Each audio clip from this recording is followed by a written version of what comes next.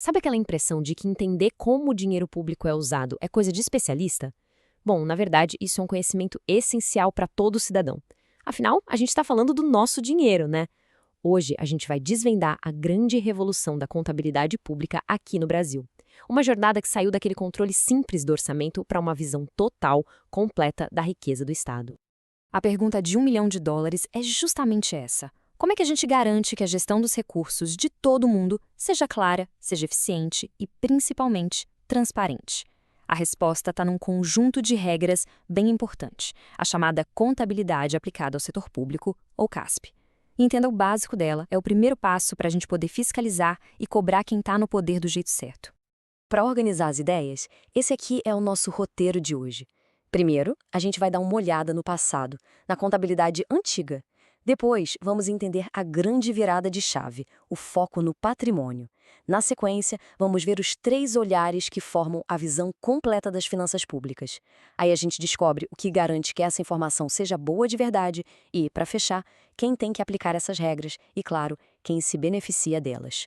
Vamos lá? Ok, começando a nossa primeira parte. Para a gente valorizar o sistema que temos hoje, é fundamental entender de onde a gente veio. A contabilidade pública nem sempre foi essa ferramenta poderosa que é hoje. Por muito tempo, o objetivo dela era bem mais limitado. Essa linha do tempo aqui resume bem essa história. O ponto de partida é lá em 1964, com a Lei 4.320. Naquela época, a preocupação era uma só: o orçamento. A lógica era simples, quase um controle de caixa de padaria. O governo arrecadou o que previu, gastou dentro do limite. Era isso. Um avanço gigante veio em 2000 com a famosa Lei de Responsabilidade Fiscal, a LRF, que colocou muito mais disciplina e transparência na história. Mas olha, a revolução mesmo começa a partir de 2007. Foi aí que o Brasil começou a seguir as normas internacionais e percebeu que não adiantava só olhar o dinheiro entrando e saindo. Era preciso gerenciar todo o patrimônio do Estado, como uma grande empresa ou uma família que cuida de todos os seus bens e também de todas as suas dívidas. E essa mudança de foco nos leva direto para o coração da contabilidade moderna. A pergunta deixou de ser só quanto entrou e saiu este mês e passou a ser uma bem mais importante. Qual é a real riqueza do Estado e como ela está sendo cuidada ao longo do tempo? O conceito-chave aqui é esse: patrimônio público.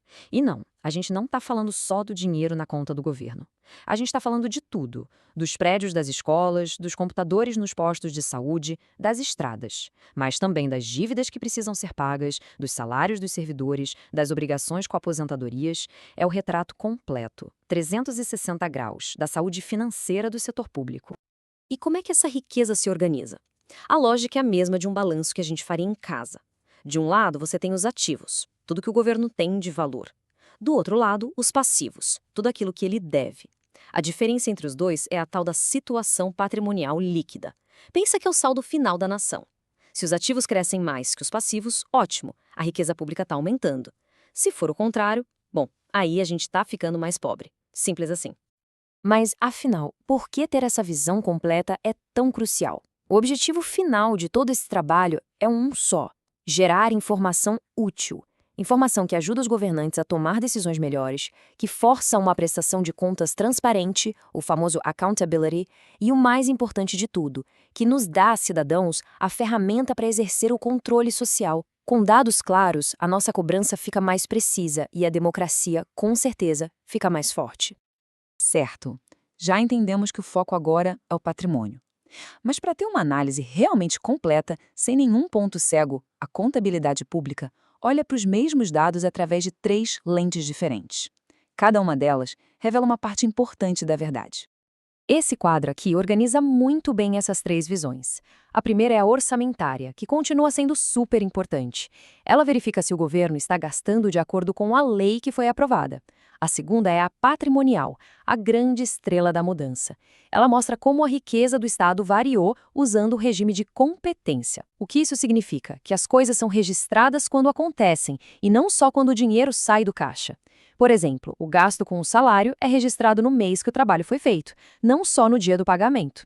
Por último, o olhar fiscal fica de olho no cumprimento da Lei de Responsabilidade Fiscal, como os limites de dívida e os gastos com o pessoal. Juntos, esses 3 olhares criam um sistema de controle muito mais robusto. Ok, O sistema gera um monte de informação. Mas como a gente pode ter certeza de que esses dados são confiáveis? É aí que entram as chamadas características qualitativas da informação. Elas funcionam como os pilares que sustentam a credibilidade do sistema inteiro. A primeira característica fundamental é a relevância. Em bom português, uma informação só é relevante se ela faz diferença, se ela tem o poder de mudar uma decisão. Ela tem que ajudar a gente a prever o futuro ou a confirmar se as previsões do passado estavam certas. Se uma informação não faz nenhuma coisa nem outra, ela não é relevante, é só ruído. A segunda é a representação fidedigna. Isso quer dizer que os relatórios devem ser um espelho da realidade econômica. A informação tem que ser completa, sem esconder nada, neutra, sem puxar a sardinha para nenhum lado e livre de erro importante. A regra de ouro aqui é a da essência sobre a forma. O que importa é o que aconteceu de verdade, e não só o que está escrito no contrato. E além dessas duas, que são as principais, temos outras 4 que melhoram ainda mais a utilidade da informação.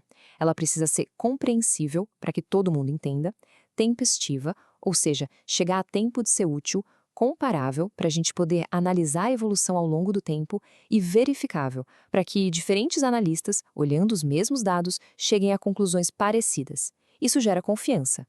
Agora que a gente já conhece o sistema e as suas regras de qualidade, vamos para a parte prática. Para quem tudo isso é feito e quem tem a obrigação de seguir essas normas à risca. Olha que interessante essa distinção de usuários. Os usuários primários somos nós, cidadãos, e os nossos representantes eleitos. E aqui tem um detalhe fundamental. A gente não pode ligar para o governo e pedir um relatório específico do nosso jeito. É por isso que os relatórios públicos têm que ser tão completos e claros por padrão. Eles são feitos pensando na gente. Já os usuários secundários, como os tribunais de contas, esses sim podem exigir informações extras para suas auditorias. E quem é que tem que seguir essa cartilha toda? Basicamente, todo o setor público, governos federais, estaduais, municipais, os 3 poderes, autarquias, fundações. A lista é enorme. Inclui até as empresas estatais dependentes, aquelas que precisam de grana do Tesouro para fechar as contas. E um ponto importante definido pelo TCU. O Sistema S também precisa seguir essas normas, o que garante mais transparência no uso desses recursos. Então, para a gente amarrar tudo o que vimos, a contabilidade pública deixou de ser um simples controle de caixa para se tornar uma gestão completa da riqueza do país. O grande objetivo disso é gerar informação de qualidade para melhores decisões para a prestação de contas e, o mais importante, para o nosso controle social.